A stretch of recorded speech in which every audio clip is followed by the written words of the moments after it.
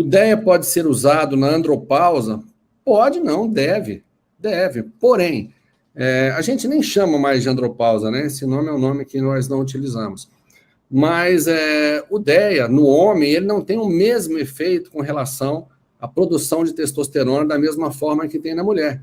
Então, o DEA no homem, ele vai ter os outros efeitos relacionados ao DEA. Como eu falei para vocês aqui, vou repetir, é um potentíssimo neuroesteroide, talvez um dos melhores que existem. Ele é um excelente antiagregante plaquetário. Então, vai diminuir a incidência de infarto, de AVC. Perguntam para mim também com muita frequência, Ronald, qual é o melhor horário para se tomar o DEA? Eu vou repetir aqui uma coisa que eu já falei várias vezes aqui em outras lives também, né? Existe uma corrente aí que fala que você pode tomar o DEA à noite, por exemplo, porque uma das principais causas dos pacientes acordarem na madrugada seria que esses pacientes fazem níveis de picos de cortisol na madrugada e acabam acordando em consequência disso. E como o DEA se antagoniza ao cortisol, você teoricamente baixaria os níveis de cortisol na madrugada e esse paciente não estaria acordando mais, você conseguiria ter esse benefício. Mas o melhor momento onde eu tenho o receptor do DEA aberto não é à noite, não é na madrugada, é pela manhã.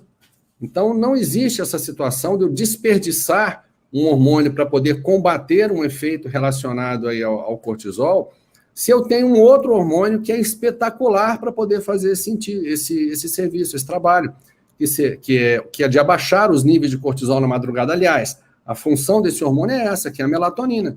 Então, não faz sentido eu desperdiçar o DEA no momento em que ele não tem os seus receptores abertos para poder fazer um efeito que eu quero, para poder o paciente não ficar acordando na madrugada. Não faz o menor sentido, tá? Aliás, um outro fator que faz com que as pessoas acordem eventualmente na madrugada é a resistência insulínica. Então, muitas vezes eu tenho pacientes com resistência insulínica que fazem uma hipoglicemia na madrugada, no período em que estão dormindo, e é claro, o corpo é tão inteligente que não vai deixar você morrer por conta de uma hipoglicemia quando você está dormindo. E aí ele precisa elevar o seu nível glicêmico ali para que você combata essa hiperglicemia. A melhor maneira que ele tem de fazer isso é liberando cortisol. Então você libera esse cortisol para poder aumentar os seus níveis de glicose ali no seu sangue, e aí naturalmente o cortisol vai te dar um micro despertar.